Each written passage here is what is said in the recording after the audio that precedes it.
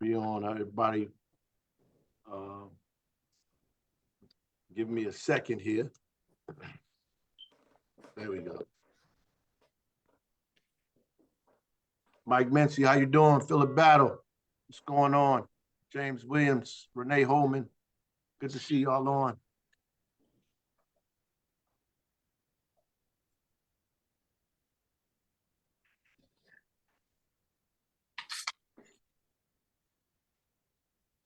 I don't know if we on.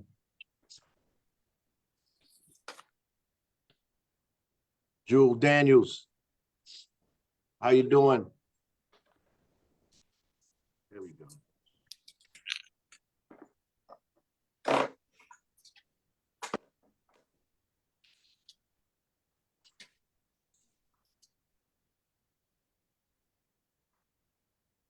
I can't see the names, so enjoy the music. There's Tamla Mann.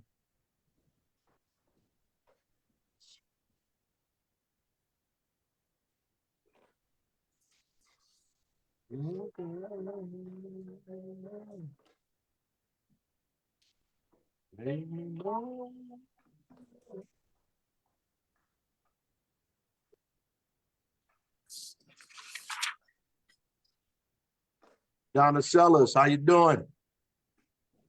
Good evening.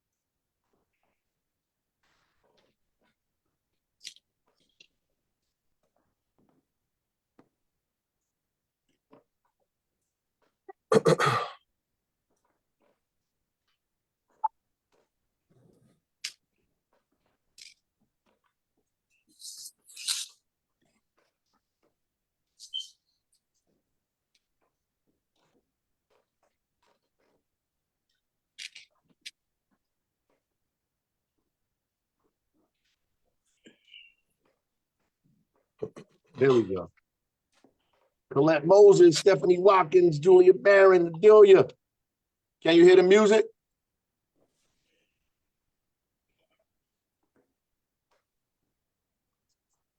Deborah Patterson, can you hear the music now? Gwen Smith-Stokes. Vintage Talaferro, how you doing? Mary Moses Hunter. I'm glad you enjoyed the King program. It was great. I don't know what's going on with this thing. Let me see.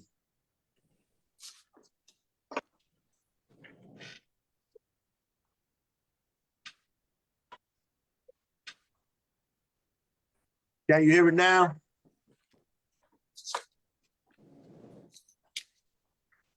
Betty Jenkins.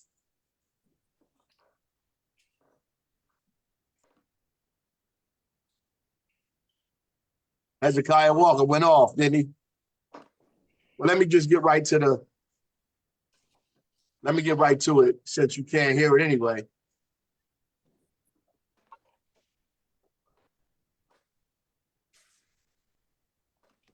We have our public safety team on today. Director of Public Safety, Fritz Fragé, and Emmanuel Miranda, the Chief of Police here, talking. Will talk to us a little bit about how we ended and what we want to do now as the year goes on. We've already started talking about the stats on the Mondays this year, so we're well into 2024. So just to start off with the Public Safety Director, talk a little. Barbara Adams, how you doing? Regina White, talk a little bit about how we ended and what's going on now. Good evening, Mayor Baraka. Thank you for having us here today. We appreciate the support that we continue to receive from you, the council members in the entire city of Newark. As far as last year, the statistical accomplishments that we completed, we had a fabulous year. Let me first say that one death is one death too many in the city, but we've significantly decreased the loss of life in the city. I think one of the main reasons for the decrease in loss of life in the city is the creation of the Office of Violence Prevention and Trauma Recovery as part of your leadership in addressing crime as a public health issue.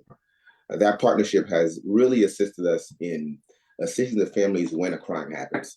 The fact that we've implemented resource officers throughout the state, and now we have social workers that are embedded in the police department that show up to the scenes with us, greatly supports our efforts. Not only do we go investigate the crime, but they show up at the scene and provide their family resources that helps us tremendously, which helps in the recidivism rate. So we definitely appreciate that. And under their umbrella, they have the Big City Peace Collectives and the Newark Community Street Teams that also assist, that are the ground level roots that are in the front lines, along with Newark Police in the reducing of violent crime. If we go shortly into last year's numbers, in 2014, the murder rate in 2014 was extremely high. But in 2023, we saw the numbers in our city decrease 51% to 47 murders. That's the lowest number of homicides in the city of Newark in over 61 years. The year before, we had the lowest number in 60 years. So we continue to make strides to reduce the homicide rate in this city. As you know, our murder numbers one murder is definitely too many. We just show a strategy of treating crime as a public health issue, and that supports getting the community members help and supports the community. As we always say in Newark Public Safety, Police Department, and Fire, we are our community, and the community is us. When comparing the murders in 2023 to the murders in 2022, we show an 8% decrease from 51, as I said before, to 47. And we are pleased to report that the homicide closeout rate, which Chief Miranda can attest to, is one of the highest in the country at 81%. In those rates, you want to speak on that briefly, Chief Miranda? Yeah. So to go to the numbers, right? Out of the 47 murders that we had last year, only 6 remain open at this time. We're still working on those cases, but on the other cases, we're able to identify who the perpetrators were. The reason behind it, almost 40% of the homicides were caused by personal beef, whether it was domestic, whether it was a best friend involved, or a personal dispute that was going on. So, which obviously made the investigation a little easier to identify these perpetrators. And they've been doing a good job. Obviously, having low numbers like this gives the time to the detectives and the squad to work the case more and put more effort into the actual investigation. Yep. Go ahead. I don't want to spend a lot of time just going over those numbers from last year. I mean, in general, I think the folks know, because we go over this all the time here on Facebook. They know what the numbers look like. You know, we still had trouble at the end of the year with auto thefts. Want to talk a little bit about that at the end of the year, the auto thefts? Okay, sure. In reference to auto theft, auto theft is a nationwide problem that just not only affects Newark, but the entire country and the entire state. Our efforts this year have been strategic and targeted, where we've actually targeted all locations where the cars are being stolen. We've also targeted all the known offenders of auto theft. Unfortunately, the juvenile offenders are at the highest risk of stealing vehicles. We are identifying who the known vehicle theft operators are, and we actually try to target the locations the vehicles are at and set surveillance units up to apprehend them or prevent some of these stolen vehicles.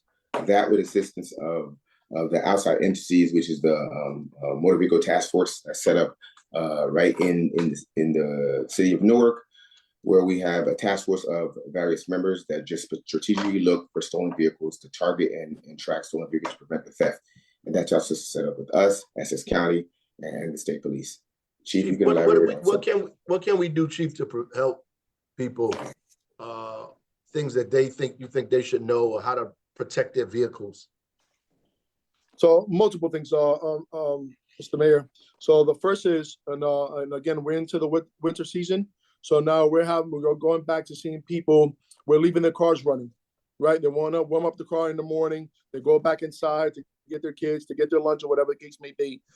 So they're leaving the cars running. These guys are driving around. They see that the car is on. They're jumping in the cars. They're taking off.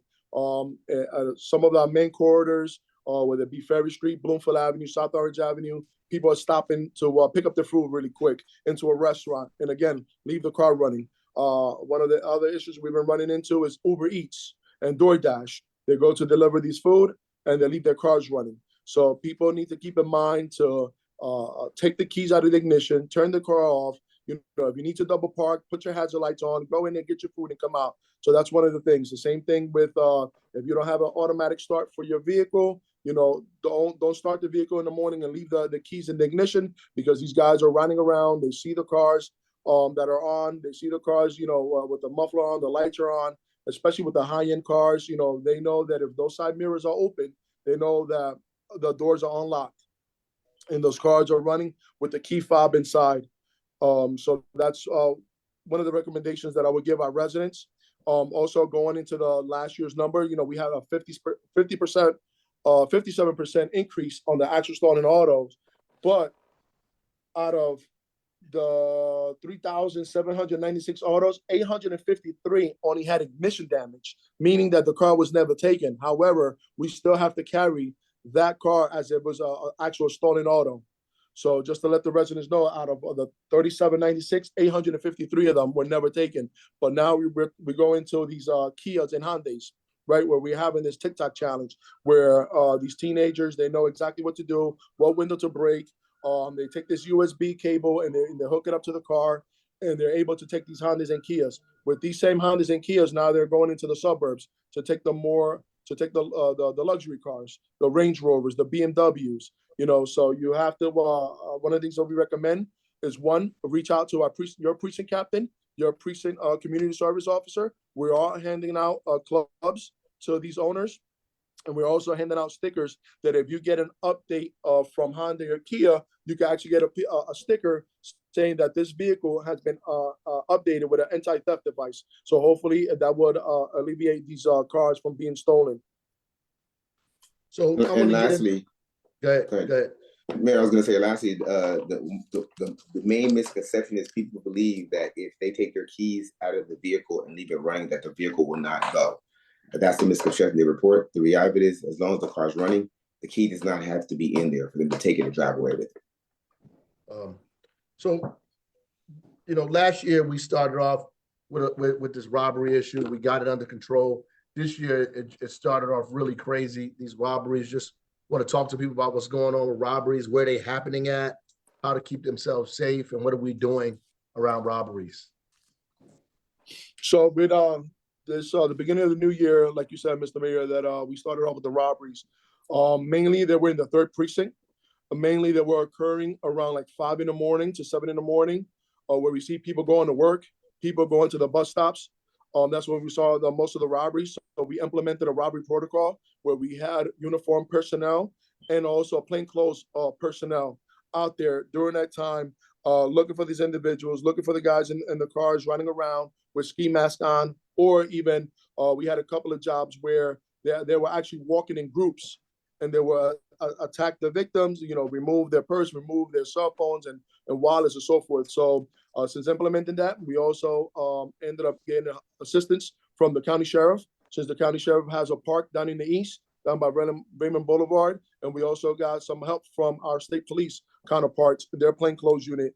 And just this past week, they had 0 robberies down in the 3rd precinct because of these protocols that we put in there. And looked like now they shifted to the 2nd precinct. And that's what we've been having lately. The robbery upticks. Just last week, they had 5. Prior to that, they had 2. So now we put a robbery protocol up there. And again, same thing, looking out for these individuals that are in these Hondas and Kias, or that there's a group of them inside of a car with ski mask on, or they're walking in groups. So I would suggest that people walk in groups. I would suggest that they go to a bus stop where there's light, I would suggest that they'll probably be on the phone with somebody, especially early in the morning, that if something happened, that person could call the police right away. Because 9 times out of 10, they're taking that person's cell phone number. By the time they call the police and report the robbery, the robbers are already gone, for the last 20, 30 minutes before they actually get to a phone. So now they're on the phone with somebody, that person could call right away and notify us so we could get there a little quicker. So if you're outside early in the morning, going to the bus stop, 5, 6 a.m., you should probably call somebody and be on the phone with them, you're saying. Correct. That makes sense. Yeah. Yes. And go to a bus stop where it's well lit also. If you're in a bus stop where it's dark, they have an opportunity to rob you there and nobody knows what's going on. Yeah. And this is mostly happening early in the morning? Yes, sir. Okay. We did have a pattern robbery over on Springfield Avenue. We were able to close out those jobs. We were able to lock up some juveniles on those jobs. Some got released, some of them were detained, but we were able to identify those individuals based on some good detective work, following up with video and also following up with some intelligence. They were able to identify these guys and charge them with those robberies up on South Orange Avenue. And, and we like to believe that we hit the right people because since then we haven't had no more robberies in that area. Right. In that area, good. I mean, if people see folks that look suspicious, they see cars driving by with guys in them with these masks, what should they do? I think they should call, get on the phone right away, notify us. Notify us, right? I mean, but who would they call? They would call 911 or they could call our MPD number, that's 733-6000, which is the non-emergency number. That's a number that they could call and give out the description, give out the location, and we could send those officers down that area. When we were doing these shooting protocols, we were able to attempt to pull over 2 or 3 of these individuals. 2 or 3 of these cars that had 4 or 5 guys inside the car. They took off westbound, and obviously we didn't chase. It was only a stolen vehicle. No felony was committed. But at least we got them from away from the area, and it proved that that kind of enforcement works because we had 0 robberies those particular nights that we were out there doing these robbery protocols. Right. That's good. And you think 911 is the best number for people to call? Or they could call that 733-6000 number also, which is the non-emergency number. Yeah. But if they feel like they're in imminent danger, they feel like those guys are going to come by, they feel like they're being followed, 911 is the number to call. Yeah. So I'm saying, like, if people just see a car and they're not messing with them with like 4 guys in it with face masks on, they don't call 911 for that, though, do they? I would say if you see guys with face mask and you think it's suspicious, you would still pick up the phone call 911 because that's problematic. If they're wearing face masks in a car, driving around, that's some suspicious behavior. That's like a regular person calling in and saying there's a person around their block, and they would call the number and we would answer. And that would be something exigent. But preventing the loss of life or some type of violent act when they're wearing masks in the car is very. What if people want to have a community? What if somebody wants to have a community meeting or something on their block or in their house? Who can they call to get police to come to their community to talk to them about what's going on in their neighborhood? Each precinct has a community-focused precinct. Precincts have precinct meetings. If they reach out to their precincts, we can provide them those phone numbers, and they could reach out. And that captain for that precinct. They call the precinct and say, what should they say when they call the precinct? They're interested in having a community meeting. They have a problem with their community. Okay. That precinct commander is assigned to have conversations with anybody in the community should they have a concern, and they can address the concerns. And at that point in time, there'll be somebody inside, most likely the captain or the executive officer would go there to talk to him and at least try to mitigate what their circumstances are and why they feel that way. Right. Well, we any last things you guys want to add about what's going on this year that we are confident about is going to help us reduce some of the violence and crime in the city? The continued support and relations that we have with the community, picking up the phone call, making these calls, reporting things that they say. We have every single precinct has resource officers out there that will be there to talk to them and discuss. We have our own meetings. If they call us and they want to meet with us, we will send personnel out there to have those conversations. If we can continue to build on that relationship with them and our faith-based leaders and our outreach program to the community, that's the best way to help keep the city safe. We're gonna roll out our current summer initiative a lot earlier this year. We've already implemented new measures just in targeting all the robberies and moving those investigative components when we have displacement. When we see an uptick somewhere else, we use that data to send the resources out there to prevent those robberies. But that's the best way. Chief Miranda? That's great. Any last things you want to say, Chief? Go ahead. Yeah, we're just going to continue to work on our intelligence, working along with our partners and the OVP and Brick City Peace Collective. You know, when we get information, if we could get them to get ahead of it, you know, before the police get involved. That's been helping us out tremendously. The guys are out there, they're working just in the 21, what are we on, the 24th day? On the 24th day, they already recovered over 51 guns just this month alone, 5 of them being ghost guns. And the same time last year, we only had 2 ghost guns recovered. So the guys are working, you know, just this weekend, we had an unfortunate incident where we had a shots fired incident. And there was an officer there at the right place at the right time, was able to capture the perpetrator, recover the gun, and take the kid into custody without anybody getting hurt. So I think that the strategies of putting the right place, putting the officers in the right places definitely is working. And that's what we're going to continue to do for the rest of the year. Good. Thank you, man. Just want you to come on and reassure some of the folks that their tax dollars are working and people are out here doing the job that they need to do. Maybe I'll bring you guys back on next month and recap some of this stuff again. Appreciate you for getting on, though. Thank you. Guys, have a great weekend. Thank you, Mayor. Thank you very much, Mayor.